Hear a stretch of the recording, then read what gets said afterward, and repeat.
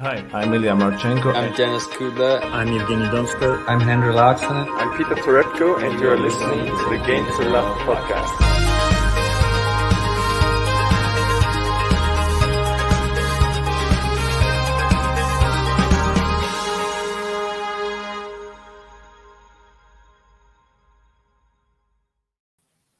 Hey, welcome back, everybody.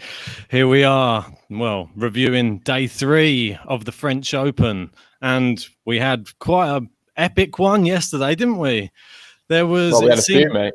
It seemed that the Hamburg finalists, they took a while to get going, didn't they? And when they finally did get going, we got treated to some incredible tennis.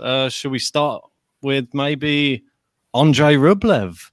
Well, yeah, we'll start with both of them, mate. I'm a bit surprised. I thought they'd both win very comfortably. I didn't even see him really dropping a set. Obviously, Sam Querrey was playing Rublev.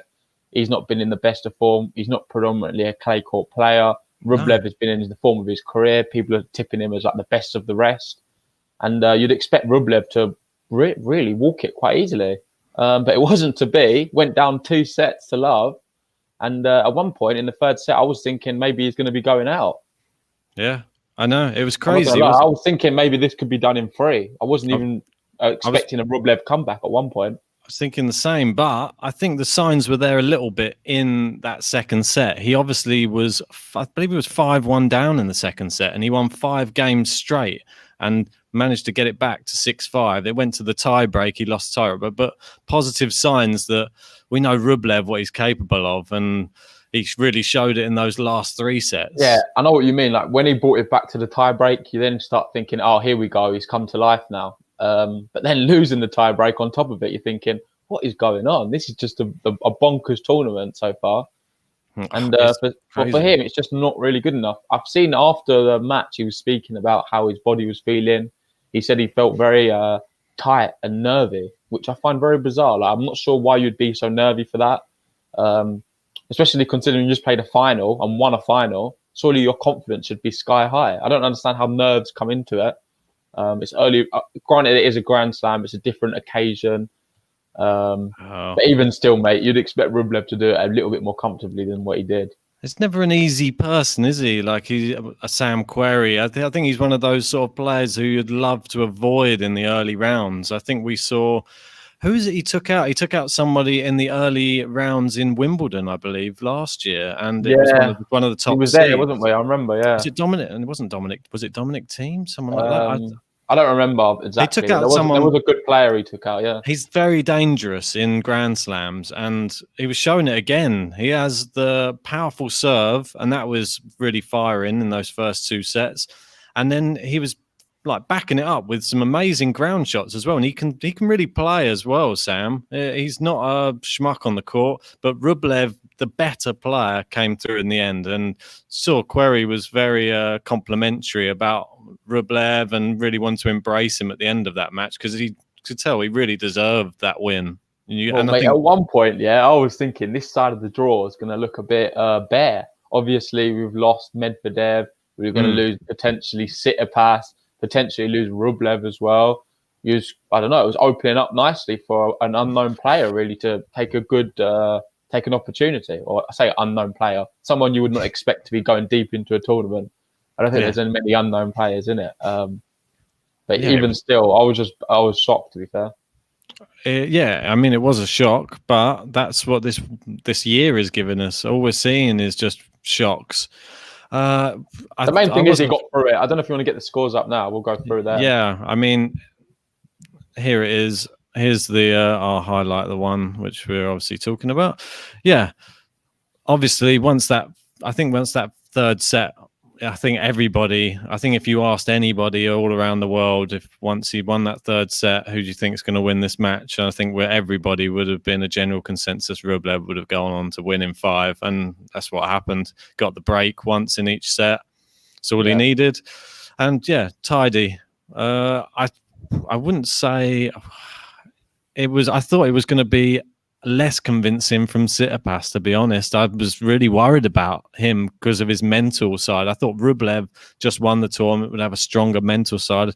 We know Tsitsipas is obviously after the US Open, bottled it a bit in that Hamburg Mate, it's really final. harsh for Tsitsipas though, because since obviously the terrible result in the US Open, all of the post-match reporters, when they speak to him, they're always asking the same question. And it's always going to be about that Borna Coric match. And it's hard for him to kind of escape it. And he was quite brave in his response, saying how it does play, and he admitted himself it is playing an impact on him. However, he feels that he is a better player and he thinks that he can overcome it. And like, we've always tipped him as one of the best players in the world. Like, we really fancy him. Yeah. He's not really, I don't know, he's just bottled too many different occasions of late to sort of, a lot of people ignoring him because of it, and we know how good he can be against Munar. Obviously, Munar's been in some top form himself, to be fair, so it's no smut really to be losing against. But he managed to come through there again and win it. Well, in the end, like you said, that fifth set, I did fancy him. I didn't see Munar really winning that. I think it's just one of those things. They're just slow to get going. I'm maybe thinking, well, don't forget they played their final during the first round matches that were being played in the French Open. So they've already played a full week of a tournament and a pretty epic final in Hamburg as well. So they're probably going to be tired. And those first two sets showed it. And Tsitsipas, he wasn't at the race at all. And you can't afford to be like that. Someone like Jaume Munar, who's a really, really good clay court player and a really good, like, young clay court player. If you see here, he's 23 years old. Very good player, and you can't sleep on him. And those first two sets, Tsitsipas just wasn't there, and you saw him suddenly turn up, and he really stepped up his game. You saw it. He was, maybe his dad was giving a little bit in the ear, but I think he showed the strength in character, and I think this type of result can only work positively for someone like him, like with his current mindset. And looking forward to seeing how he performs in the next round now, because he's just come back from 2 sets down. You don't get many of them in your career. Hopefully, this is a good sign of things to come from Tsitsipas. Well, mate, he could go really deep now. Obviously, doesn't have to play Medvedev. He would have been the biggest sort of competitor. I think they'd want to. I think they'd want to play Medvedev though. On Roland Garros probably. Yeah. Let's just go to the comments quickly because Geraldine is here. How you doing? Hi, Geraldine. And was saying that Querrey did beat Team at Wimbledon. He was right. Yeah, we knew it was one of the big ones. It was here. Yeah. I think I remember it because I think you were cheering on Dominic Thiem because you're a big Thiem fan, and then I was cheering on Querrey, and I think that's why I swear it was. You're right. Yeah, that's right. Yeah. But there you go. There is still some knowledge in that brain box. So many matches that go past, but that one stuck in there. Yeah. So anyway, aside from them two, we had some other good matches there. Dimitrov. That was very comfortable. One to watch out for. But the thing is with him, he started like this in Rome. Do you remember in Rome? He was beating people. I think he beat Nishioka 6-0, 6-1 or something. Yeah. He's in the form of his life. And then as soon as he gets to someone a bit more tricky, a bit more resilient, he sort of folds a bit. So let's see how he does. Yeah. We've got another one there. Batista Agut. That's a ridiculous win against Gasquet. Considering this is in Roland Garros in France, Gasquet always usually turns up for that. I've watched some epic matches with him before. He started well. The crowd's not there though, is it? The crowd, you're not going to have that impact of the crowd getting behind the home players. You can look at it two ways. Maybe there's less pressure on him, but wasn't to be, and Agut managed to dispatch him quite comfortably. Yeah, definitely did. Agut, I think he just was biding his time. I watched in the first set, and I thought it was really close match. Gasquet, I believe, was up a break in that first set as well. But Batista Agut, like, you're going to have to really, if you're going to try and beat him on the grind, then it's not going to work, is it? Let's face it. And he's just the better player. And Gasquet, tail end of his career. If there was fans, he might have grabbed a set, but there wasn't. So no sets for Gasquet. Another Frenchman goes out. Yeah. Which is a bit sad. Bashvili there. Do you see that? That's ridiculous. I feel sorry for him. Yeah, I do as well. But we've got to stack a little bit of credit onto Thiago Montero, who we spoke about recently, because don't forget who beat Montero in the recent final, which was Lorenzo Musetti. And if we'd have seen Musetti here, he could have done the same thing. He could have probably taken out Basilashvili, I'm sure. And he could have probably taken out some other bigger. He beat Stan Wawrinka, beat Nishikori.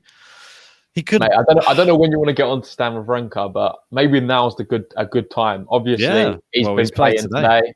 We're gonna have to skip this day a little bit because I feel like the Stan thing's a big talking point for this show, and the form Stan's in right now. The way he was playing today, I was just watching it just now. It was just phenomenal. It was high level stuff. I was just super impressed from start to finish. Quetfa, we know what form he's been in of late. Troubling Djokovic, playing all these top guys, playing the best tennis of his career. And Wawrinka was just like, here we go. Next, please. This is easy. And we're just smashing the ball around the court. And, mate, I really fear for Dominic Thiem now. Big time. Obviously, there's a good chance he'll be playing Stan Wawrinka, if considering they both pressure's off Stan as well, isn't it? No one's talking about him. No one's talking about Stan Wawrinka. Why? He's a French Open champion. I generally would not be shocked to see him go all the way and win this tournament. I know. It's mad, isn't it? I would totally agree. This is somebody who's won it before, don't forget. Yeah. And he knows how to do it. And if he turns up on his day, he's unbeatable on clay. If he hits through the ball, he's as good as anybody out there. He can take out a Rafael Nadal on his day. Yeah, and that's what the scary thing. He's got the weapons. The thing with Stan Wawrinka is he's got weapons to defeat any player on tour. In my opinion, it just needs to be on. And when Stan's on, he is a frightening proposition. For anyone. I really like him on clay courts as well. I think that's his best surface. I prefer him. Yeah, I just love watching him play on it, and I think he's so resilient. I think these heavier balls will actually suit a player like Stan Wawrinka as well. Because he's got such power.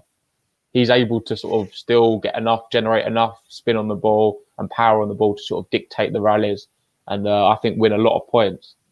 Yeah, I agree. It's quite interesting to see how players are adapting to this new ball as well. Like some people are complaining about it a lot, but you don't hear the big hitters complaining too much, do you? And I think it's really serving them well. So it was going to be interesting to see who he comes up against. It'd be interesting if he comes up against any other big hitters, Wawrinka on his side. Have you noticed I've got the Wilson ball? Oh, no, it's not this. I know. Yeah, I saw that. Someone commented on the video. They was loving it. Yeah, that's it. Was it on purpose? Yeah, it was. Well, that's all right then. That's the main thing. I was going to have a look. If Stan Wawrinka could be potentially playing next, and you'd fancy him against either of these two, they're playing at the moment, which is Hugo Gaston and Nishioka. I think last time I checked, Gaston was up 2 sets when I last checked. Yeah, so these are the home Frenchmen. Let's have a look to see how that one's getting on. I believe it is. Yeah, well, Nishioka's about to take. He's actually set point on the third set, so. Could be going the distance, that one. Yeah. But either or, I just don't see either of them stopping Stan. I think he'll get through them easily. Someone we got to mention who we haven't mentioned before before this tournament started or since it began. Attila Balázs is through to the second round in Roland Garros. And great to see him back. He was playing Uchiyama from Japan, but a great result there. Straight sets. He goes through to the next round. And excited to see him back on clay again. He's such a great player. He's obviously top 80. Yeah, and just what a story, Attila Balázs. For you guys that don't know, we're huge fans on the podcast. He was probably what brought me and Ben together talking about tennis, I would say. He was the man what glued us together with our tennis. And I know it sounds bizarre, but we just find the whole story fascinating. He was a guy who retired from tennis. He was taking up coaching. And then all of a sudden he come back and he decided to start playing tennis again. I think he was hard. He wasn't even ranked. He was just out thousands in the ranking or whatever. Just working his way through challenges and ITFs, and eventually just started seeing this new Attila Balazs, and he was winning so many matches on clay courts. Yeah. He started having a bit of a following to matches. I don't know if it was his brother and his dad and stuff, but the atmosphere was always good at his matches. Always. We then saw, to skip quite a few months forwards, Wimbledon, we saw an incredible win over Ilya Marchenko. And he was winning against these top players, and no one really saw it coming. I think he beat Filip Krajinovic as well in an ATP tournament. I believe it was. Yeah, I believe it was either Kekmanovic or Krajinovic. Kekmanovic or Krajinovic. It's one of them where you can get a bit mixed up. But he had, like you said, Attila Balazs in the form of his career. He just recently won a challenger title at the beginning of the year, and this guy's now in the top 100. It's an incredible story, really, and just shows that a lot of people, when you're written off, his tennis wasn't particularly that great. He took some time away from the game, come back, and he's just found his form. And it's just amazing to see. Now that's his first Grand Slam victory ever. It's great to see. Yeah, and he might have his work cut out for him in the next round because he's up against Bautista Agut in the next round. So that's going to be a real tough match. But come on, Attila. We know what Attila can do. Like, it'll be interesting to see how he fares with Agut. A lot of people give him no chance, probably myself included. But with Attila, it's just like the hope what kills you sometimes. So let's just hope for the best with him. Yeah, for sure. We're definitely cheering him on all the way. Let's have a quick look. This one I wanted to touch on because what the hell was going on here? Did Steve Johnson pick up a racket with no strings in, or what was going on? Mate, we used to do on the earlier podcast, he was doing L of the Week, yeah? Well, Steve Johnson's got this one. He can have L of the month, L of the tournament. I thought he'd just seal off a 6-1, 6-1 with a bagel on the end by the looks of it. 2 breadsticks and then a little bagel. Catch it, but I can imagine what it would have looked like in that third set. I'm sure he was just there in spirit rather than actually there. He was just walking around. 1 hour 24 he was off the court in. God. It's pretty shocking for a Grand Slam match up there. It's Steve Johnson as well. We know he's a top player. Like, he could have easily done a lot better, whether there's an injury involved or something not quite right in his personal life, or it just doesn't seem right, really. Credit to Boehner, though. He did the job.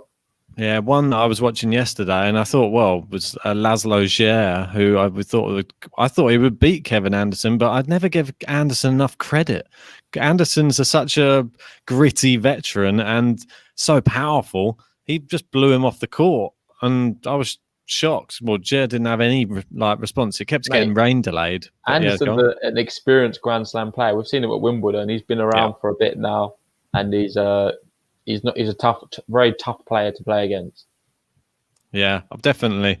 I'd one but touch on who obviously won their first game with relative ease. Novak Djokovic. He makes it through. They thought we knew that was going to be a comfortable straight sets one, but still keep an eye on him. He'll be playing, I think it's a repeat of, was it the US Open? He's up against Berankis in the next round. And Berankis, very good result there because we know how good Hugo Dellien is on the clay. And, I thought he might beat him, but not in such fashion. Straight sets, easy. Yeah. No, I thought Berankis would do it. I'm not actually that shocked. I always rate Berankis quite highly, and I just am quite confident in his ability. He's not really shown much form on clay the last year, but I know that he's been playing a lot of better tennis recently, especially watching him against Djokovic. I thought it was really impressive, and that's always a good indicator of where your game's at when you go against Novak Djokovic and you play well. Okay. Yeah, I agree. There was a few other ones to touch on, went through. It was a bit tight in the first set. Davidovich Fokina went through against Harold Mayot from France. That was quite close to start with, but then Fokina really just turned it on. Yeah. He's one to watch for sure. We know. Go on. Sorry, before we go on to the actual other matches, let's just go to the comments quickly because we've got Calais here. Hopefully that's pronounced right. And he or she was saying, I think it's she, is it? If Novak wins the title, he will have won all Grand Slams and Masters event at least twice each, right behind the other two on Slams also. Would it signal the beginning of the end of the GOAT debate? And this GOAT debate has been one what's never ending. Me and Ben, we've touched on it. We will maybe do another podcast later on when all this coronavirus stuff's over. But it's one of these debates that's just going to keep going on and on and on. And I don't think not everyone's ever going to agree on the GOAT debate. But No. if you look at the statistics, if Djokovic was to maybe win another French Open, and for me, I think the best indication would be the most slams. I think if Djokovic can get the most slams, then it's going to be very difficult to ignore him as the greatest of all time. I think if he can beat Rafa Nadal in the French Open final, then it will shut all the Rafa fans up for sure. And once is not good enough. Do you know what I mean? It needs to. Yeah, I think he still needs a few more years just to continuously keep putting out these who says he results. can't? Yeah, I think he can. I'm saying it as I think he can as well. The thing is, Roger Federer will be back next year, and Rafael Nadal, he's just warming up. He's just getting into his groove a bit. So you can never write these off, man. They're all just quality players. All keep pushing each other on. But Djokovic, obviously, if he keeps winning the way he is, it'll be hard to ignore him as the greatest of all time. It will be. It really will be. Does your countryman did all right yesterday? Yeah. Matteo Berrettini went through straight sets, fairly comfortable against Pospisil. I was very happy with that. Berrettini's playing some good stuff, and I'll be interested to see what his draw is actually. Maybe we can have a look. I can tell you. I'll tell you who he's got. In the next got the draw round. That'll be interesting because he's someone who could go really deep in the tournament. Definitely. He's up against Lloyd Harris in the next round, who went through comfortably against Popperin. And he could potentially be up against, after that, either Struff or Daniel Altmaier. So the battle of the Germans there in the next round. And then they're in the part of the draw where they'll be in the quarterfinal, or is it the one before the quarter? No, I mean that's the round of 30. I think so. It's the round of 32, I believe, and then you've got the round of 16. Then you've got the quarterfinal. So you've still got a long way to go. Yeah. So, but he could be potentially facing either of them, and then it could be a potential Batista Agut or Carreño Busta. Or it starts getting a lot trickier. Or Attila Balazs. You never know. No, I think Berrettini could go quite far in the tournament. He definitely has the potential. It'd be nice to see him really turn up at the French Open and get far. But yeah, he's in the same side of the draw as Novak Djokovic as well, don't forget. So it's going to be tough on that side. Yeah. Who else do you want to touch on here? Should we touch on Laxonen went out to Cuevas? Thought he might do a bit better there. Shapovalov through against Gilles Simon. Yeah, he's had a little slip up there in the third set, but Shapovalov looking good. My dark horse. Well, I'll be honest. I thought Gilles Simon. I watched some of this match. Gilles Simon was actually playing quite good, and he's a tricky player. Like, you don't know what Gilles Simon's going to turn up. I know it's a bit cliche, and everyone says the same thing with him, but he's a quality player, and he was actually playing quite good. So fair play to Shapovalov. Managed to come through against a relative decent opposition when he's playing like that. Oh, for sure. Another person that we haven't really spoken about, but someone who's actually a really good result was Andre Martin, who's down there at the bottom there, and he went through against João Sousa, who's actually, he's not been good of late, but still straight sets is pretty convincing. We love Martin, don't we? He's a challenger, one of the other challenger favourites. We tried getting him on the podcast, I believe. Yeah, he said he was a bit busy. Yeah, he couldn't too much tennis. He's got his work cut out for him next round, though. Or you never know which Dimitrov's going to turn up. So it's going to be Martin Dimitrov. That would be a very interesting match, I think. It might be too much of a step too far for Martin, but you never know. I think Martin could take a set, but I think Dimitrov will come out on top. You'd think so, wouldn't you? Yeah, Dimitrov is usually okay with that caliber of player. It's when it gets the level up to that's when he falters quite a bit.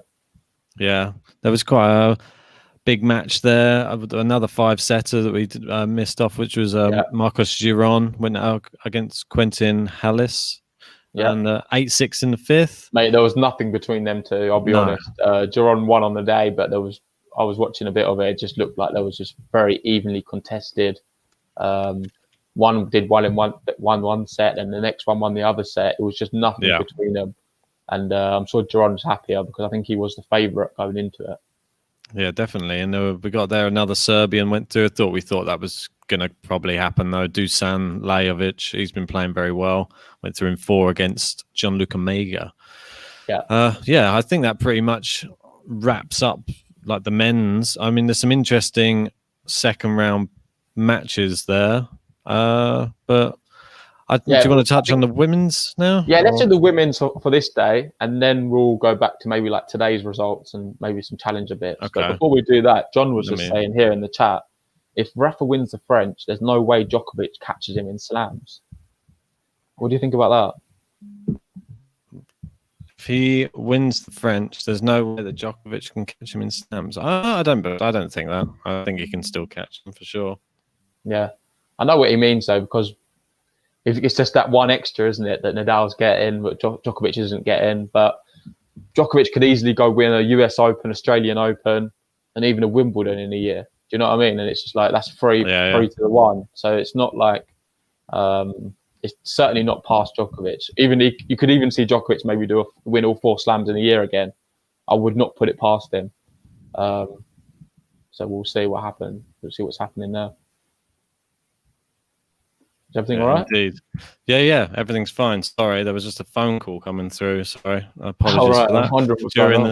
During the live. Yeah. Should we have a quick look at the women's? Yeah. So, I just want to speak about one of the women's which was going on today, which I can't ignore. I just need to get it off my chest because it was just bugging the hell out of me. It's actually go to this match first. And then we'll touch back on with the other ones afterwards, which is it's actually still playing, which I'm shocked at, which is this Sara Arani versus Kiki Burtons. And these are 2 top players, bear in mind, on the women's game. And it's awful to watch. I was watching it, and Sara Arani seems to have not perfected the ball toss yet. Late in her career, every service game was taking ages. She had so many time violations. She threw the ball up about 6 times just behind her. It was just going behind her. She was just saying sorry, to the point where she knew she couldn't serve, so she did an underarm serve on so many serves. This is French Open Grand Slam tennis. You can't serve. And you're doing an underarms up because you can't serve, not as a tactic. I was just shocked. What the hell was going on? Mate, I was watching the first set too, and I know we was both messaging throughout, and we was actually quite disappointed with it. It was actually appalling to see. The level of tennis is just so poor. And I'm not sure, if you scroll a bit to the right, we'll see what's happening with Arani. Is she going to serve it out? It wouldn't surprise me if this now goes to a tie break. I think it was very unlikely that she will serve it out. Unless she stepped it up massively in this third set. But the level's just so poor. It's not a good poster for women's tennis or tennis in general, really. And to see it at a slam, if anyone's watching that, they'll be like, what is going on here? Like, there's certain shots I was watching, I was thinking I could do a lot better than that. And I'm no tennis player. I can guarantee you that. I just thought it was really poor. And just looking above there, Azarenka went out. That's a bit of a shock, isn't it? Yeah, crazy. I know. I didn't see that coming, but her run had to come to an end at some point. Yeah, with Azarenka, I've got nothing bad to say against her at all. I think she's done an incredible run, played some amazing tennis, and I think she's burnt out, really. Yeah, for sure. Isn't it?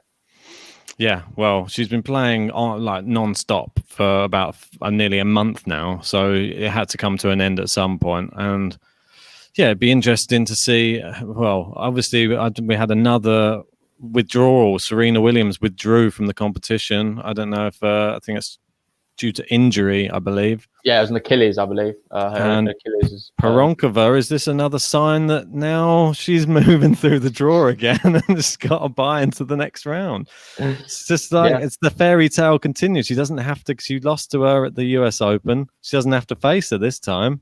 Now it's actually amazing. Piskova could really go deep in this tournament. I think she's playing that Krejcikova, the girl just above. Yeah, she's really good. Yeah, I don't know though. I don't know if she's that great. I know she's good at doubles. Are they not doubles partners, them two? Don't know. I'm not the biggest on the doubles scene. I'll have to check that one out. But yeah, I just had to bring up that about that game, that it was just bugging the hell out of me watching that match, because it was just seemed like I was watching something that you'd see down the park on a Saturday afternoon. I'm not watching professional tennis. And it's just, how can you not do a ball toss? and there were so many double faults as well. It's just beyond me. So. Yeah. Well, I'm luckily hoping... here there's some higher standard ones for sure. Because I've watched a few of these, and these were more impressive. If you look at the Caroline Piskova match, I was actually really impressed with Sharif. I thought she was brilliant. Yeah, incredible achievement for obviously from Egypt, the first player, a women's player from Egypt to get so far in a Grand Slam. And credit to her, she was very. I think in her interview she was talking about Mo Salah and how she was hoping he would reach out and talk to her afterwards. So I hope that actually happens. I'm really invested in that now. I hope Salah reaches out and drops in her DM. That would be quite cool. But fair play to her. She had a brilliant tournament. On the other hand, Caroline Piskova, in theory, I kind of wish she went out because I'm not a fan of her style of play. No, same. She's a bit of a hit and miss character. We know how good she can be. Then other times she's not. And it's just disappointing. She did well to beat Sharif. You'd expect her to. She's number 3 in the world at the end of the day. But on the whole, I'm not sure how far Piskova's got left in her in this tournament. If she plays against someone maybe a bit higher caliber, a better player, more experienced, I just don't see her even taking a set. And that's trying not to be too harsh. Wow. Well, I don't think you're that harsh, to be honest. Yeah. This one here is super exciting. Towson Brady. For those who don't know, this Towson girl's a young player and incredible. Really is incredible. I watched this match. Brady, we know how good she was. And this tennis was high level. This was, for me, the match of the day. I really enjoyed watching it. And there was so many opportunities where they were both breaking each other in that final set. But Towson did look the better of the two in terms of she was a bit more consistent with her shots. I thought like Brady, there's a lot of unforced errors she made at crucial moments, and you can't afford to do that at this level. But fair play to Towson. She was a really top player, and I'm going to make a big prediction. I think we could see her name on the women's tour for many years to come. I think she could win some big things in the upcoming 5 years. Well, let's hope so. That's a real one for the future. I'm sad to see. Well, one of the ones that I quite like following is Nicolescu, the Romanian. She sort of won the first set, but I think once you work her out, like Collins did, you can only do that slice forehand so many times. Queen of the slice, isn't she? I've never seen someone with only a slice forehand and no topspin on their forehand. It's bizarre, but it worked for the first set, and then the second set and third set. It doesn't work. Once they've worked it out, I think, it's game over. Yeah, just quickly, that Towson's only 17 years old. Thanks for that, Jackie. Really? I didn't realise it was that young. I thought maybe it was 19, but 17. And I'm going to do a lot more research into her because I must admit, I don't know loads. I've just been looking at her previous results and what she's achieved. And I saw an article on her as well I was reading. It's quite interesting. But I'm going to do a little bit more research on her because from what I was seeing, the future's super bright, and she's a big talent on the women's tour. Obviously, on the men's, we've got like people like Musetti and Alcaraz. I think Towson could be our women's next gen player coming through. So I'm going to watch her with an eagle eye this tournament. Yeah, for sure. And Michael asked a good question while we're on that. Can she be better than Goff? I think potentially she can. For sure. I think there's that. What was the other young American's name who came through in the US Open, played well as well? Wasn't it Scott? Was that her name? Yeah, Scott. Yeah. She's another one to keep an eye out for as well. Yeah, I'm not sure if Scott's at that same level as these two. Obviously, Goff's achieved more than all of them in terms of that she's been there in slams. And yeah, I guess so. Well, you never know. Could just be a bit of luck on your side as well. Obviously, let's have a look at some of the others. Obviously, Rybakina there. She went through with ease against Steyer, who's actually very good as well. So that's an impressive result. Yeah. Kenin squeezed through there against Samsonova. I predicted a Kenin loss, actually, before that match. I thought Samsonova would beat her, but wasn't today. The Ons is through. The Jabeur, she made it through after a shaky start. And British Watson goes out. Mate, it's not been a good tournament, has it, for the Brits? It's been pretty woeful. I don't think any of them have got through. I think they're all out now. Could you tell there's all in the first round? Could you tell there's no clay courts in England? Yeah. Mate, I thought the British players would have done better based on the fact that it's raining and it's cold and they're playing a tournament. I feel like that would surely play in their favour because they're used to that all the time anyway. It should. but it didn't. There was a mentality and a mindset issue for sure. Yeah, I mean, we have a look down there. I don't think there's too many real surprises in there. I mean, we've got, it was one of my other favourites down the bottom there. It was no worries for her. Kudamatova. That one, isn't it? She goes through. Mate, you're gonna sing it every time now. I'm getting sick of it. I'm sure they are as well. Mate, I don't know. It just makes me laugh every time. It means no worries for her. She's through to the second round, and look forward to singing it again, hopefully in the next round. Yeah. I think the big news there really is obviously, well, not there, but the obviously in the women's tour in general is the Serena Williams news. That's the big one for me. For sure. Her pulling out, no one really saw that coming. And it's brilliant for Pirongova. I'm sure she's loving it because she's got an extra day's rest now as well, or an extra few days probably. For sure. Brilliant. But she's going to be really fresh going into that match, and I fancy her to win. Going to be loving it, mate. She's going to be loving it. I can't wait to see how she gets on. Hopefully she can make it even like one step further in the French Open. Yeah. So that's what we're hoping anyway. Shall we look at some of the live matches right now? What's going on? I think Sean's just updated us that team's up 6-1. Oh, well, bear with me 1 second. I can hopefully provide you with some information. Did you close it all down? No, I just stopped sharing my screen with you. Oh, all right. Okay. Sorry, just watching me go back and forth on the screen's probably a little bit unbearable. Right, there you go. It's back again. If you want to see who's live right now. So let's have a little look. So your man Gaston looks like he's going to wrap it up there, maybe. Maybe. It should do. Sportsman's on fire.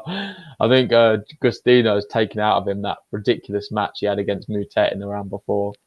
Gomos playing well there. That's good to see. And any thought that Jack Sock might trouble Dominic Thiem doesn't look like that's going to happen, does it? See a straight sets there. I do. And then Rafa as well. He's off the board as well. Easy, isn't it? It's just easy. And then we've got some other matches on today. Kukushkin, Martinez. I think we both thought Martinez could take him out. I think Trebaglia could take out Nishikori as well. Mm-hmm. I think Bublik could take out Sonego. Rude against Bull, I'd go for. Yep. I'd go for Correa against Pair actually in this one. I'm literally on your page on all of these so far. And this one, I'd have to say I'd think Zverev should win that one, but it's probably at least he's playing somebody who can test him. Frenchman at home in his own country should make it more interesting, but Zverev should have. I think it is an interesting match, and potentially we could do a live watch along for that. We'll see what's happening with work today. Hopefully, most of you guys can join us if you fancy it. If it's after 6 p.m, there's a good chance we could do a live watch along for the Zverev Herbert match. For me, that's the one what I'm probably most excited about later on in the day. It'd be nice to have done Rude Paul, but that's not to be. I think that's going to happen a bit too soon. Yeah, for sure. What about Bonzi Sinner? Yeah, that's an interesting one. I think Sinner should win that, but Bonzi can always surprise us. But I'm going to go with Sinner on that. And fair enough. Cecchinato should be able to win against Londero. I think he's had a straight set. Londero had a marathon. So, yeah. So, let's go to a few questions then. So Michael was asking, can Serena win 24 going on 40? No, I wouldn't think so. That's my personal opinion. Why don't you know then? No, I don't think she can either. I think she's kind of finished now. It's sad to see. I just think her ending years are very close for me. It's the same with Venus Williams as well. Definitely, I agree. Yeah, but anyway, let's wrap it up there. We've done enough talking, especially if we're going to be doing a podcast later on today. I just want to thank you guys for joining us today. We've appreciated all your questions. Sorry we couldn't talk more about them. We've been on a bit of a tight schedule today, but we'll do more maybe tomorrow. Yeah, for sure. If you've not liked the video, please like and also subscribe. And peace, guys. We'll see you tomorrow on the next one.